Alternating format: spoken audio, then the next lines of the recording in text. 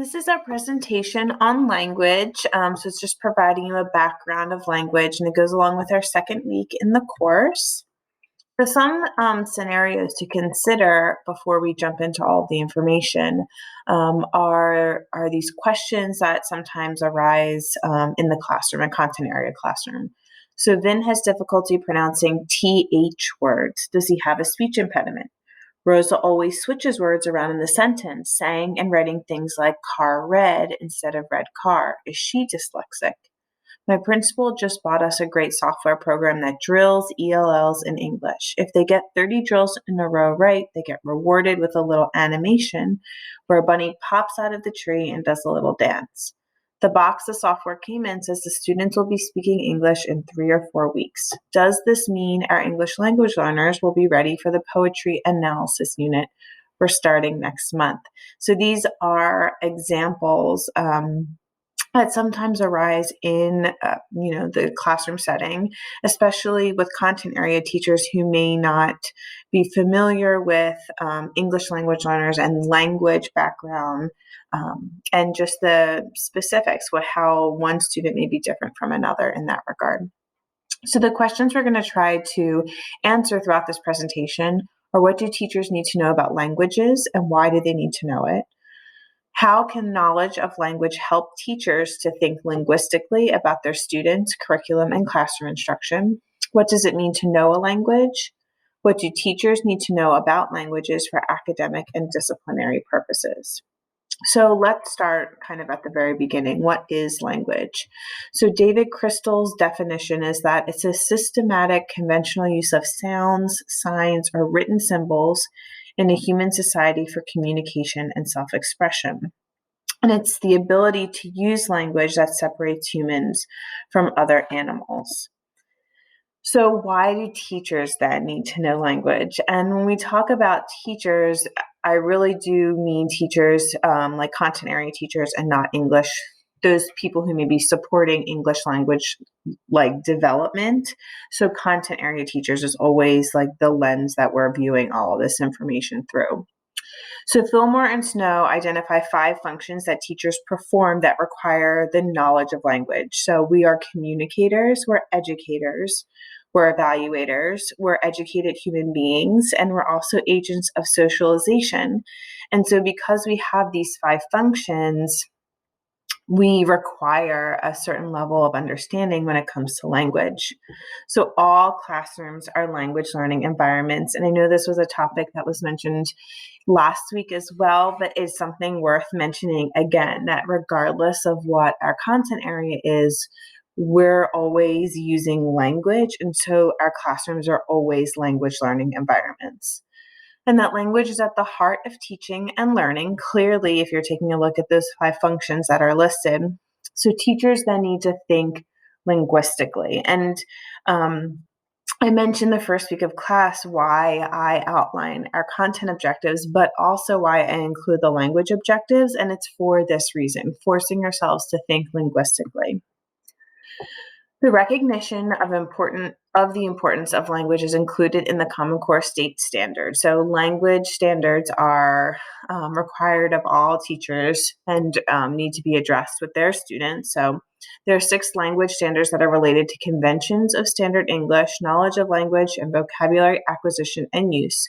So because they're specifically listed, we know that students have to prove or demonstrate their mastery. And a lot of the types of questions, even if you're thinking of standardized tests, really do have a language component, even though they not explicitly be stated, that are requiring students to use context clues or, understand different mechanics. And so we'll just kind of discuss or outline a basic of that here.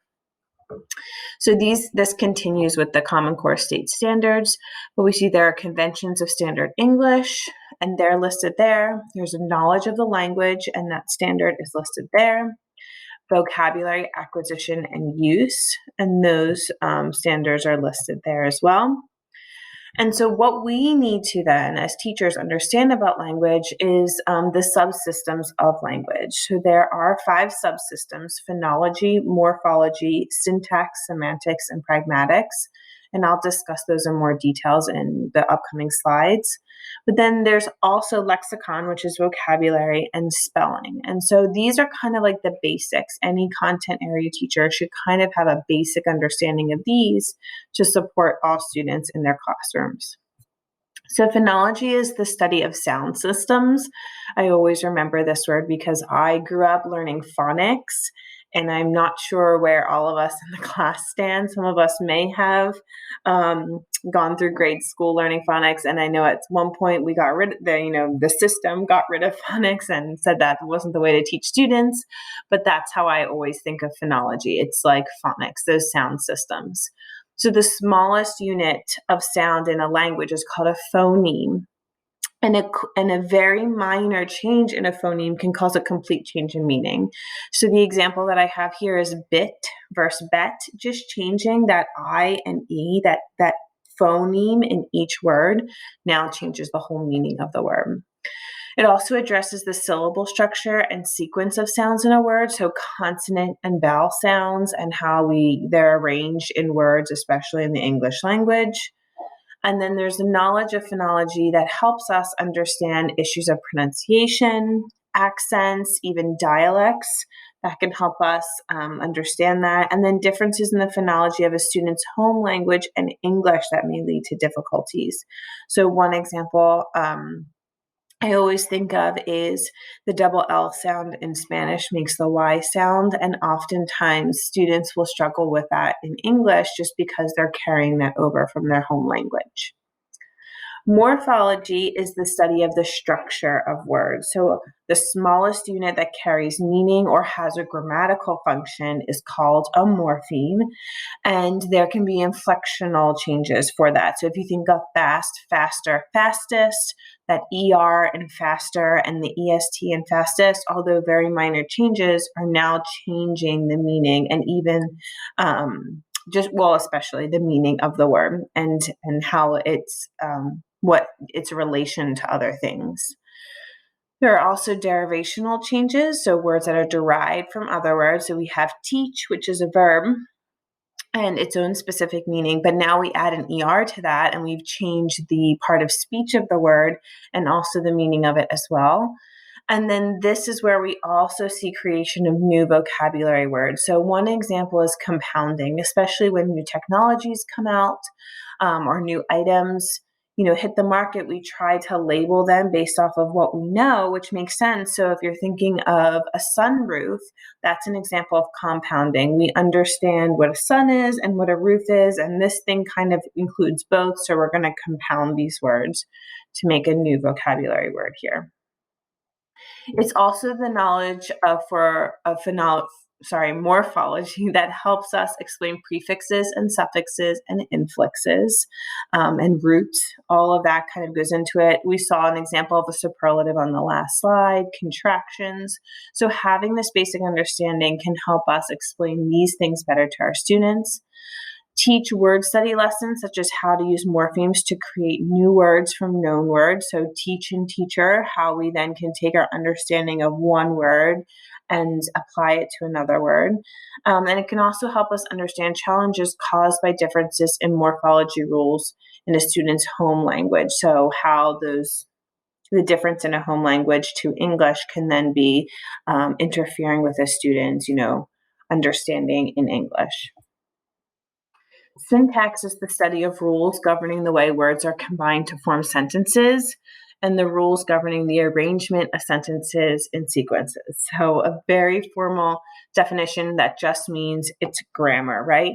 So it's the relationship between words and the conveyed intended meanings. Who did what to whom, when, where, and how. Dad gave my book to mom. Mom gave my book to dad. So this can help us as teachers model and explain word order and other grammatical rules and understand challenges that are caused by differences in students' home language syntax. So in some languages, it's part of that language's grammar rules to place the adjective after the noun. So like the example that we saw in the very first slide where it's car red, instead of in English, we replace the adjective before the noun red car. And so just having an idea of how we structure our sentences and our phrases in English can then help you support a student who's struggling with that. Semantics is the study of the meaning of words, phrases, and sentences. So individual words have semantic features that indicate various properties or meanings inherent in the word. And then the knowledge of semantics can help us explain relationships between words, especially when it comes to synonyms and antonyms, also homophones and homonyms, develop a vocabulary and word study lessons on semantically related words. Oftentimes, too, I'll see there may be a list of vocabulary words that all focus around a specific category, and then some of them can be synonyms, which is then helpful for students to understand, like, oh, these are all very similar. It can also explain cognates and false cognates. So I'll slide this out of the way here, but some words do transfer nicely to other languages where we can then apply that meaning, and some don't. So an example here is important in English is exactly the same in Spanish, importante, but exit in English and éxito in Spanish are not the same, although they look the same and they sound the same. In Spanish, it means success. In English, it means to leave something or a location where you would exit a building, but not the same meaning here. So understanding that helps us explain to students as well. And then pragmatics is the study of language in use. So it's this invisible meaning, which makes this a little bit more complicated. So it's how we recognize what is meant even when it isn't actually said. So this can help us guide students how to produce and to recognize and respond appropriately to direct and indirect speech acts. So how we understand that something is a request versus a command versus statement versus a question. And on one of the first slides in this presentation, we talked about those functions of a teacher, and one is to help support our students in socialization and becoming aware of these cues, especially in the way we interact with one another. So pragmatics does deal a lot with that. It helps us explain to student appropriate ways to start, maintain, take turns, and end conversations, because that can be very cultural too. So that's a great opportunity to explain that, express opinions, whether you agree, whether you disagree, negotiate social status, save face, make excuses. And a lot of this is really helpful and really plays a role in the classroom through small group discussions or role playing, that sort of thing. It's a great opportunity for students to kind of learn that and for you to observe and then support students in that way. All right. And then lexicon is vocabulary. So the vocabulary of a language is called its lexicon. And so a speaker needs 4 kinds of information to use a word from their own personal vocabulary. They need its sounds and their sequencing, which is phonology, its meaning, which is semantics, its category, so it's whether it's a noun or a verb, it's part of speech, and how to use it in a sentence, which is syntax, and how related words such as plural or past tense are formed, which is morphology. So it's important to have those other 5 functions in place, or other 5, basics here, foundations of language in place, especially for students when it comes to their vocabulary, because they, according to Finnegan, it's easier for them to pull it and to use it and to become more familiar with it when the phonology, this syntax, the morphology are all in place. So a typical second grade student knows the meaning of 6,000 words by the end of grade 2. And children from English-speaking homes pick up about 13 new words a day and know about 80,000 words by the time they are 17. Falk suggests that English language learners need approximately 2,000 words to maintain conversations, 5,000 words to read authentic texts, and 10,000 words to comprehend challenging academic materials. So if you think back to last week's presentation on BICS versus CALP, BICS is that those interpersonal, conversational types of language skills. And you can see why that's the first thing to develop with English language learners, is because that the required, so to speak, number of words is very minimal to just maintain a conversation with other people. But also CALP, why it takes up to 7 years, sometimes longer, to develop that, is because you need 10,000 words and to comprehend those more difficult, challenging academic materials, and that's where we get our CALP. So it's interesting to kind of take a look at that. And also, I mean, we mentioned those standardized tests and how they're not foolproof, right? They're not a one, we can't just take them at face value. We have to really look at all data. And it's for this reason as well. Sometimes with our English language learners, they are very social and conversational. And so we get the sense that they understand the language maybe much more than they actually do when it comes to sitting down, having to read carefully, or having to understand a more difficult text. So very interesting when you're looking at just the number of words that are required. Teachers can help English language learners acquire new words in instructional and natural, non-instructional ways. Vocabulary acquisition happens most easily in context and related to topics that students care about, which is why it's so important to just kind of understand your students and know who they are. And the last item here was spelling. And so the English spelling system can be very confusing. That's, I think, an understatement, especially when there are so exceptions. But it is more logical and systematic than it may seem. So the spelling system is not based simply on how words sound. It can be based on how words are related in meaning. And then words borrowed from other languages may be spelled to reflect their origin. So if you take a look at croissant or tamale or jaguar, they're all reflecting their origin there, where the word was originated from. So what does it mean to know a language? What it means to speak, know, or to be fluent in a language depends first on how language and language proficiency are conceptualized. Earlier approaches to second language learning viewed fluency as mastering a set of discrete skills in listening, speaking, reading, and writing. Such a narrow view has proved insufficient to understand how English language learners develop the English they need to participate and achieve across content areas at school and in society. So there's communicative competence, and this is knowing a language means being able to use it to communicate effectively and appropriately with other speakers. So we have grammatical competence. That's the ability to recognize grammar, right? The lexical, morphological, syntactical, and phonological features of a language, and use them to interpret and form words and sentences. And then there's discourse competence. And so this is the ability to connect to a series of utterances, written words, or phrases to form a meaningful whole.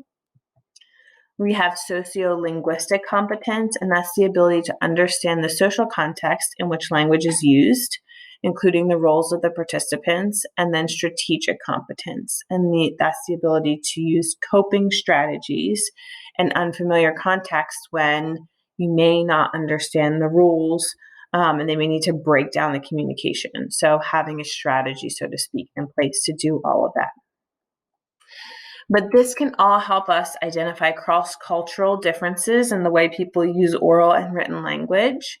And also understand that even English language learners who quickly learn new vocabulary and grammar may still struggle with pragmatic and sociolinguistic issues. So some of the more detailed aspects of the language.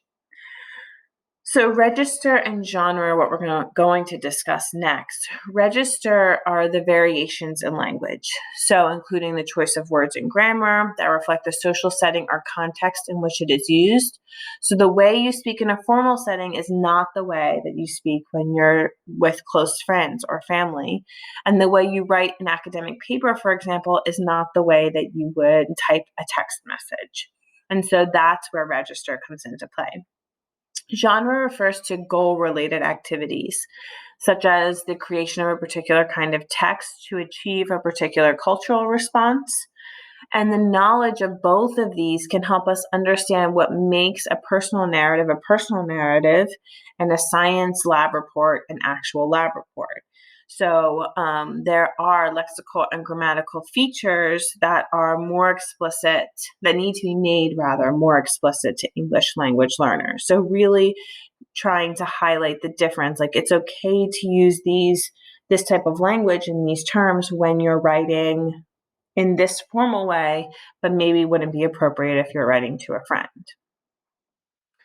The discourse is the language that's used in a particular context to kind of participate in activities and share identities, that sort of thing. So how a doctor uses oral or written language during an appointment, and that's with discourse with a small d. Discourse with a capitalized D are the different ways in which humans integrate language with non-language things, such as thinking, acting, valuing, feeling, believing, all of that sort of thing. So a teacher draws on discourses of schooling as she participates in student-teacher interactions, and helps her construct her identity as a teacher and the student's identity as a student. So that's discourse with a capitalized D. Social practice is that there are sociological and ideological dimensions of language. So that just means that they're understood as beliefs about languages and speakers of languages that are reflected in what people say and enacted in everyday activities and structured by power relations. So this can help us understand how language ideologies influence the discourse of schooling. So how different languages especially may be involved and may affect that.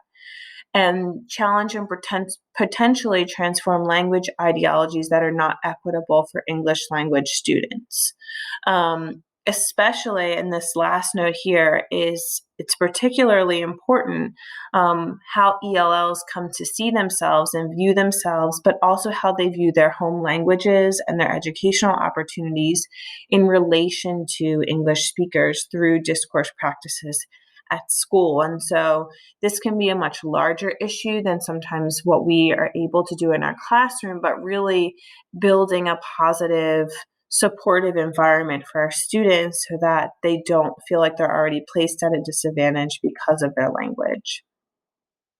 There's also language variation. So standard English is typically what's spoken by dominant society, and it's what's taught and also what's assessed in school and on like SATs, for example. But then there's regional and non-standard varieties of English. And so these are where some differences in phonology, morphology, syntax, semantics, pragmatics, and or vocabulary take place. So teachers need to understand and help students understand that non-standard varieties are not bad English. In fact, I had a professor once say that language is arbitrary, meaning that like there are so many differences and so many varieties that it's hard to identify what's correct and what's not correct. And so we need to make sure that students understand that as well. So we need to learn pedagogically sound and culturally sensitive methods for helping students learn standard English without delegitimatizing the variety of their homes and their communities. And so not trying to say, well, you can't be using that because it's not correct. Even that language can be very, can make someone feel minimal and their language feel minimal. So really just trying to teach students that in this context, it would be okay, but we're in class and I'm trying to prepare you for this context. So that's what we're going to practice this for. Bilingualism and translanguaging. So these are two conceptualizations of bilingualism and the use of two languages perfectly in all situations. Some level of competence in more than one language. So the same individual may speak to a grandmother in Russian, share secrets with a sibling in English, tell jokes with a cousin in English and Russian, and pray exclusively in Russian. And so this is one of the unique features of a student who is bilingual is that sometimes their context and the people that they interact with may associate more with one language over another. And so that's what we're seeing in this example. Speaking to a grandmother would be in Russian, but maybe with a sibling, they're sharing secrets in English because maybe other family members can't understand it that well. But also sharing jokes with a cousin in both languages and then praying exclusively in Russian. And some of that can be because of how they learned their prayers, for example. Maybe they learned them in Russian, and so it's almost inherent or innate in them to kind of use that language when they're in that situation or that scenario. Translanguaging is multiple discursive practices in which bilinguals engage in order to make sense of their bilingual world. So this can help us understand that students' language knowledge is not compartmentalized or separate. They're always drawing on what they know from one language to make meaning in another. And we talked about this last week about how having that understanding in a first language makes it much easier to draw and transfer than into a second language. So language for academic purposes. BICS and CALP, here we go again. I'm mentioning it. So BICS is the basic interpersonal communication skills, and it typically takes 1 to 2 years to develop. And then CALP is the cognitive academic language proficiency, and that takes 5 years or more to develop. So later framework distinguished between 3 aspects of language proficiency: conversational fluency, discrete language skills, and academic language proficiency. So Cummins' framework was criticized for oversimplification of complex constructive language proficiency. But also the focus should be, another criticism was that the focus should be on specific school-based practices or communicative functions rather than on achieving a general academic proficiency.